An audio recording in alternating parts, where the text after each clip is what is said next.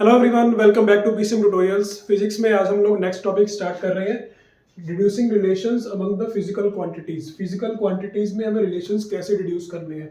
अब अभी तक हमने जो डायमेंशंस पढ़ा था ना, डायमेंशंस से हम एक फिजिकल क्वांटिटीज के बीच में रिलेशन भी निकाल सकते हैं। ठीक है, अब वो रिलेशन कैसे निकलेगा मैं आपको एक एग्जाम्पल के थ्रू लेकर बताता हूँ। जैसे कि हमने निकालना है time period of A pendulum. Time period of A pendulum. अब पेंडुलम आपको पता है, पेंडुलम में क्या होता है, एक थ्रेड होता है। सपोज कि एक थ्रेड है, ठीक है, यहाँ पर एक बॉब अटैच होता है जिसको हम बॉल की तरह लगा सकते हैं कि एक बॉल अटैच होगी। तो जब ये इसको हम ऐसे फ्री छोड़ेंगे ना, तो एक बार अगर आप इसको मोशन दे दोगे तो ये लगातार ऐसे मोशन करता जाएगा। ठीक है, अब लगातार अगर ये मोशन कर रहा है तो हमारे मन में क्या आएगा कि इसका जो टाइम पीरियड है, टाइम पीरियड क्या होता है कि एक पोजीशन से दूसरी पोजीशन पर जब वो आ रहा है ना, तो टाइम पीरियड, कितना टाइम पीरियड लग रहा है इसका। ठीक है, तो इसमें हमने क्या पढ़ा कि एक बॉब है, इसके अंदर उस बॉब का कुछ मास होगा, हमारे पास एक स्ट्रिंग है, ठीक है, एक धागा है जिसकी कुछ लेंथ होगी, और हमें ये पता है कि एक्सेलरेशन ड्यू टू ग्रेविटी, वो ग्रेविटी इसको नीचे की तरफ खींच रही है। तो टाइम पीरियड हमारे हिसाब से किस पर डिपेंड करेगा, हमारे हिसाब से जो टाइम पीरियड डिपेंड करेगा एक मास पर करेगा, ठीक है, और इस पे करेगा, इसकी लेंथ पर करेगा, स्ट्रिंग की लेंथ पर, और एक्सेलरेशन ड्यू टू ग्रेविटी पर करेगा। अब हमें ये नहीं पता अभी कि इन्वर्सली प्रोपोर्शनल है या डायरेक्टली प्रोपोर्शनल है, हमें सिर्फ वो क्वांटिटीज लेनी है जिसमें हमें पता है कि प्रोडक्ट की फॉर्म में करेगा, क्योंकि प्लस माइनस की फॉर्म में ये चीज काम नहीं करेगी। प्लस माइनस कैसे, अगर मान लो क्वांटिटीज के बीच में प्लस माइनस चल रहा है ना, तो वो हम इसमें डिराइव नहीं कर पाएंगे। और यही इस प्रोसेस की जो लिमिटेशन है, वो लिमिटेशन भी यही है कि ये सिर्फ प्रोडक्ट टाइप की क्वांटिटीज में ही काम आता है और प्लस माइनस वाले में काम नहीं आएगा। तो चलो हम इसको करके देखते हैं। हमें पता है कि टाइम पीरियड प्रोपोर्शनल होगा, डायरेक्टली इंडायरेक्टली वो बाद में हमें पता चलेगा जब हम इनकी वैल्यूज निकाल लेंगे। ठीक है, इसमें एक्सपोनेंट्स होंगे, उन एक्सपोनेंट्स की जब हम वैल्यू निकालेंगे। प्रोपोर्शनल की बजाय हमने यहाँ पर इक्वल टू लगा दिया और एक कांस्टेंट लगा दिया के। ये आपको पता है कि प्रोपोर्शनल हटा के हम इक्वल टू लगाते हैं और एक कांस्टेंट आता है। अब हमें ये पता है कि टाइम पीरियड मास पर डिपेंड कर सकता है, हमें ये पता है कि कर सकता है मास पर डिपेंड, और उसकी हम कुछ पावर रख लेते हैं ए। ठीक है, वैसे तो पावर नहीं, इसको एक्सपोनेंट बोलेंगे। अगर मैं आपको एक्सपोनेंट और पावर्स के बीच में डिफरेंस बताऊं, तो सपोज कि हमारे पास एक बेस है, ठीक है, बेस की कुछ एक्सपोनेंट है, ठीक है, बेस का कुछ एक्सपोनेंट है, तो इसको तो कंप्लीट को हम बोलते हैं पावर। ठीक है, ये कंप्लीट होता है पावर और ये होता है एक्सपोनेंट, ये होता है एक्सपोनेंट और ये होता है बेस। ठीक है, तो बेसिक सी बात है, हम वैसे तो हम इसको पावर ही बोल देते हैं। ठीक है, एक्सपोनेंट बोलना थोड़ा मुश्किल लगेगा तो आप इसको पावर भी बोल सकते हैं, लेकिन रियल जो मीनिंग है इन दोनों के बीच में, इन दोनों के बीच में रियल डिफरेंस क्या है, वो ये है कि जो ऊपर की तरफ होगा ना वो एक्सपोनेंट होगा, और इन दो बेस और एक्सपोनेंट को इकट्ठे मिला के हम उसको बोलते हैं पावर। ठीक है, कि base raise to exponent this one, तो ऐसे बोला जाएगा। अब ये तो हमारे पास होगा एक्सपोनेंट और पावर का। अब इसका मतलब ये है कि मास का एक्सपोनेंट ए है और लेंथ का एक्सपोनेंट बी है और एक्सेलरेशन ड्यू टू ग्रेविटी का एक्सपोनेंट सी है। हमने इसको ऐसे मान लिया है। अब देखो हमारे पास टाइम पीरियड का ये कुछ एक हमने जो सोचा हुआ है ना अपने मन में, हमने अपने मन में ये सोचा था कि मास पे डिपेंड कर सकता है, लेंथ पे डिपेंड कर सकता है, एक्सेलरेशन ड्यू टू ग्रेविटी पे डिपेंड कर सकता है। अब हम क्या करेंगे, डायमेंशंस को यूज करके उसको यहाँ पर लगाएंगे। डायमेंशंस, टाइम पीरियड की डायमेंशंस क्या होती है, सिर्फ टी होगी। ठीक है, टी होगी, और जहां पर एम और एल जीरो होंगे, यानी कि अगर यहाँ पर टी है ना, हमें पता है कि टाइम टी है, तो इसकी डायमेंशंस क्या होंगी, सिर्फ टी में इसकी डायमेंशंस होगी, मास और लेंथ में इसकी डायमेंशंस नहीं होती है। तो इसको हम ऐसे लिख सकते हैं कि एम जीरो एल जीरो और टी की पावर वन। हम इसको ऐसे भी लिख सकते हैं, लेकिन शॉर्ट में हम इसको कैसे लिखते हैं, सिर्फ टी, सिर्फ ऐसे लिखा जाएगा। तो हमने इसको चलो ऐसे लिख लिया, M zero L zero T one, क्योंकि आगे काम आएगा हमें। उसके बाद कांस्टेंट है के की तो कोई डायमेंशन ही नहीं होती, कांस्टेंट तो कांस्टेंट है, कोई एक नंबर है, अभी हमें पता नहीं है कौन सा नंबर है। ये भी एक इसकी लिमिटेशन है कि हम इसमें कांस्टेंट का ना नंबर नहीं पहचान पाते कि क्या नंबर आएगा इसका। तो लिमिटेशंस भी है इस प्रोसेस की, लेकिन अभी जितना ये काम आ पा रहा है हम उसको यूज करते हैं। तो कांस्टेंट के तो कोई डायमेंशन नहीं है, इसको हम छोड़ देंगे। देन हमारे पास है मास। मास की डायमेंशंस क्या होती हैं, एम, यहाँ पर हमने लिख दिया इसको ए। ठीक है, पावर में ए आ गया। देन हमारे पास आई लेंथ, लेंथ की डायमेंशंस एल होगी, इसके ऊपर आएगा बी। देन हमारे पास acceleration due to gravity, acceleration है। एक्सेलरेशन का कल मैंने आपको बताया था कि एक्सेलरेशन ड्यू टू ग्रेविटी की यूनिट्स क्या होती है, मीटर पर सेकंड स्क्वायर। ठीक है, अगर आपको कोई दिक्कत आ रही है इसमें कि एक्सेलरेशन की मीटर पर सेकंड स्क्वायर आती क्यों है, वो आप लास्ट वीडियो देख लो, उसमें आपको पता चल जाएगा। मीटर पर सेकंड स्क्वायर, अब इसमें मीटर की एक लेंथ है, सेकंड स्क्वायर क्या है, टाइम, यानी कि टाइम का स्क्वायर, एल अपॉन टी का स्क्वायर, यानी कि हम इसको क्या लिख सकते हैं, एल टी की पावर माइनस टू। अब माइनस टू पावर क्यों हुई, अगर किसी को थोड़ा सा भी इसमें डाउट है वो भी लास्ट वीडियो देख लो, उसमें मैंने आपको प्रॉपरली समझाया हुआ। एल टी की power -2, acceleration due to gravity की जगह आ जाएगा एल टी की पावर -2, टी का एक्सपोनेंट सॉरी, देन ऊपर आएगा सी। हमने इसका एक्सपोनेंट सी लिख दिया है। अब आगे क्या होगा, हमें इन दोनों को इक्वेट करना है। इक्वेट करने के लिए क्या होना चाहिए, इधर भी MLT होना चाहिए, इधर भी MLT होना चाहिए। तब हम m की पावर को m से इक्वेट करेंगे, l की पावर को l से इक्वेट करेंगे, t की पावर को t से इक्वेट करेंगे। तो ऐसे करेंगे हम इसमें। अब इसमें देखो MLT, l यहाँ पर 2 बार है। उससे पहले हम इनको थोड़ा सा ना सिंप्लीफाई करते हैं। जैसे m a को मैंने ऐसे लिख दिया, ठीक है, l b को मैंने ऐसे लिख दिया, और l ऊपर c पावर है, ओवरऑल c पावर है, यानी कि ये c पावर इसके साथ भी है, ये इसके साथ भी है। तो l के साथ c आएगा, और t की पावर, t का एक्सपोनेंट आएगा -2c। ठीक है, ऐसे आ गया। अब यहाँ पर देखो कि बेसिस, दो लेंथ के बेसिस हैं और पावर्स ये आपस में मल्टीप्लाई हो रही हैं। जब आपस में मल्टीप्लाई हो रहे हैं तो पावर क्या होंगी, अगर आपको याद हो, मैंने आपको लास्ट वीडियो में बताया था कि पावर्स क्या होंगी, ऐड हो जाएंगी। देन आएगा m a, हम इसको भी इकट्ठे लिख रहे हैं, ठीक है, MLT की फॉर्म में लिख रहे हैं, तो ये बनेगा b + c। उसके बाद आएगा t की पावर आएगी -2c। तो देख रहे हो यहाँ पे ये MLT की फॉर्म आ गई है, और यहाँ पर भी MLT की फॉर्म चली रही है हमारे साथ, m0 l0 t पावर 1। ये हमारे पास आ गया। अब हम क्या करेंगे, दोनों को इक्वेट करेंगे, क्योंकि यहाँ पर बताया है कि ये वाली MLT की वैल्यू वो वाली MLT की वैल्यू के बराबर है, क्योंकि इक्वल टू है बीच में।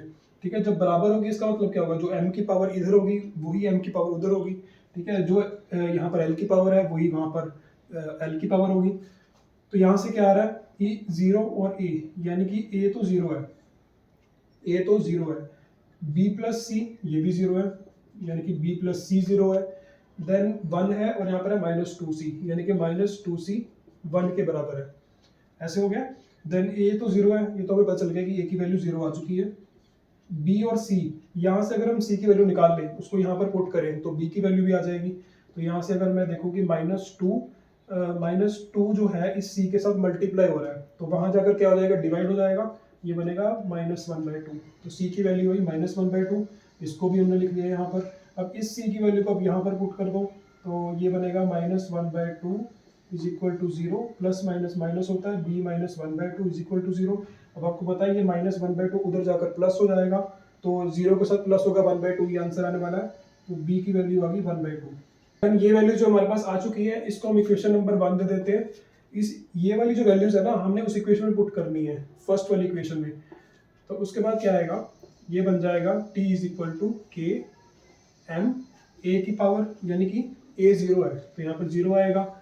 l की पावर, l की एक्सपोनेंट b है, और b की पावर क्या है 1/2, b की वैल्यू क्या है 1/2, यानी कि l के साथ क्या आएगा 1/2। और उसके बाद है g के साथ जो c है, c की वैल्यू है -1/2, तो g के साथ आएगा -1/2। अब इसके बाद हम क्या करेंगे, जो पावर माइनस में है ना उसको हम प्लस में कन्वर्ट करते हैं पहले। अब एक चीज मैंने आपको और बताई थी, अगर आपको याद हो लास्ट वीडियो में, कि अगर कोई वैल्यू नीचे की तरफ है, सपोज यहाँ पर स्क्वायर है, तो हम इसको क्या लिख सकते हैं, ac पावर -2 ऐसे लिख सकते हैं। अब सपोज करो कि ये नीचे जो पावर है ना वो -2 की फॉर्म में है, तो ये ऊपर जाकर क्या बन जाएगी, प्लस की बन जाएगी। ठीक है, बस साइन आपको ये याद रखना है कि साइन ऑपोजिट हो जाएगा। यहाँ पर नोट करो, k है हमारे पास m की power 0, anything raise to power 0 1 होता है। कुछ भी हो, कोई भी बेस हो, लाख में हो, करोड़ में हो, किसी भी नंबर में हो, अगर उसकी पावर में 0 है तो उसका आंसर हमेशा 1 आएगा। यानी कि m पावर 0 में इसका आंसर तो 1 आने वाला है, तो 1 को लिखो ना लिखो कोई फर्क नहीं पड़ेगा, क्योंकि मल्टीप्लाई में है। उसके बाद है l पावर 1/2, और g की पावर है -1/2। जब हम इसको नीचे लेकर आएंगे ना, तो नीचे आकर वो पॉजिटिव हो जाएगा, यानी कि g की पावर 1/2। ये आ गया हमारे पास। उसके बाद देखो आगे, ये इसकी पावर भी 1/2 है, इसकी पावर भी 1/2 है, तो हम इसको होल पावर 1/2 में लिख सकते हैं। फिर t इज इक्वल टू आएगा k l/g, ये होल पावर होगी 1/2। अब अगर आपको इस चीज के बारे में पता हो कि 1/2 पावर का मतलब क्या होता है, रूट होता है, तो यहाँ से क्या आ जाएगा, t की वैल्यू k √l/g। तो यहाँ से हमने टाइम पीरियड ऑफ पेंडुलम निकाल लिया, जिसकी वैल्यू हमारे पास आई है t is equal to k √l/g। ये हमारे पास आया टाइम पीरियड। यहाँ से हम क्या बता सकते हैं कि टाइम पीरियड डायरेक्टली प्रोपोर्शनल है square root of length, inversely proportional है स्क्वायर रूट ऑफ g। अगर आपको डायरेक्टली और इनडायरेक्टली में भी फर्क मान लो कि आपको फर्क में कुछ दिक्कत आ रही है कि होता क्या है डायरेक्टली और इन्वर्सली प्रोपोर्शनल क्या होता है। तो इन्वर्सली प्रोपोर्शनल और डायरेक्टली प्रोपोर्शनल में फर्क ये होता है कि पहली बात तो जो डायरेक्टली होगा वो बिल्कुल सामने होगा उसके, ठीक है। इसका मतलब क्या होता है कि अगर ए वैल्यू बढ़ेगी तो टी भी बढ़ेगा, या फिर अगर ए की वैल्यू कम होगी तो टी की वैल्यू भी कम होगी। ये होता है डायरेक्टली प्रोपोर्शनल। अब सपोज करो कि ये ए इन्वर्सली है तो हम इसको ऐसे लिख सकते हैं, इन्वर्सली प्रोपोर्शनल में क्या होगा 1 अपॉन में चला जाएगा। अगर ए की वैल्यू कम हो रही है तो टी की वैल्यू बढ़ेगी, अगर ए की वैल्यू ज़्यादा हो रही है तो टी की वैल्यू कम हो जाएगी। ये होता है इन्वर्सली प्रोपोर्शनल जिसमें एंटी काम चल रहा हो, ठीक है। एक चीज़ कम होगी दूसरी चीज़ बढ़ेगी, ये होता है इन्वर्सली। तो अगर आप यहाँ पे देखो जो रूट एल है, रूट तो दोनों के साथ है ना, तो रूट एल है वो टी के डायरेक्टली प्रोपोर्शनल है, जो रूट जी है वो टी के इन्वर्सली प्रोपोर्शनल है। अब आपको इसमें एक इंटरेस्टिंग चीज़ और बताता हूँ। इसमें एक चीज़ नोट करो कि टाइम है, टाइम टाइम क्या होता है सेकंड में होता है, यानी कि इसकी वैल्यू भी सेकंड में आनी चाहिए।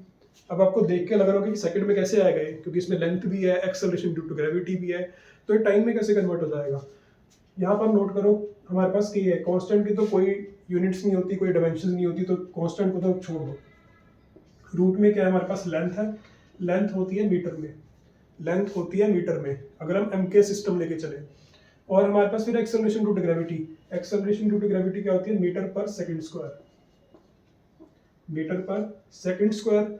अब इसमें अगर हम फ्रैक्शंस को सॉल्व करें तो सबसे ऊपर चला जाता है, तो इसमें क्या बनेगा m into second square upon M, M से एम तो कैंसिल हो गया, ठीक है। सेकंड का स्क्वायर है, स्क्वायर से रूट कैंसिल हो गया, तो बचा हमारे पास क्या सेकंड बचा, और यानी कि इसको सॉल्व करके सेकंड आता है और टाइम की यूनिट्स भी सेकंड ही होती है, तो ऐसे हमने इसका सेकंड निकाला।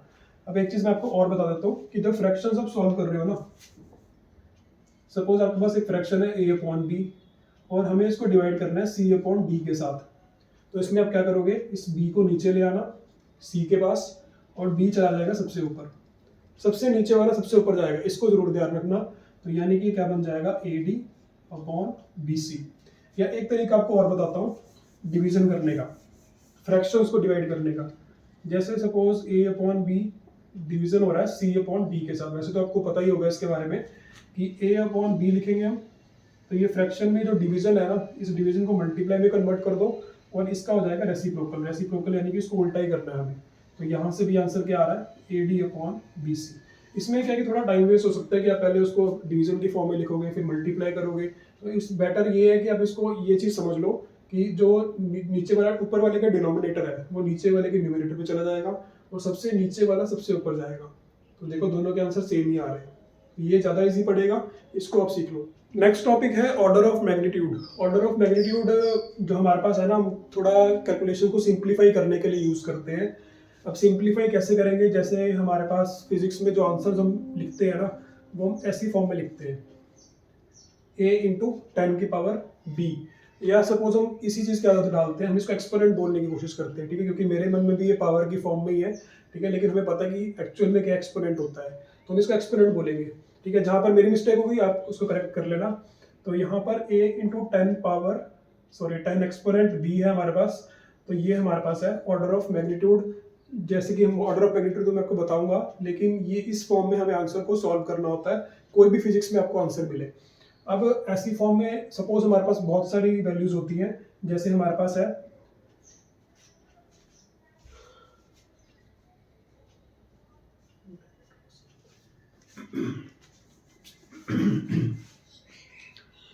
नेक्स्ट टॉपिक है order of magnitude. Order of magnitude क्या है कि हमारे पास देखो फिजिक्स में जो आंसर्स होते हैं ना, वो a multiply 10 to power b की फॉर्म में होते हैं, ठीक है।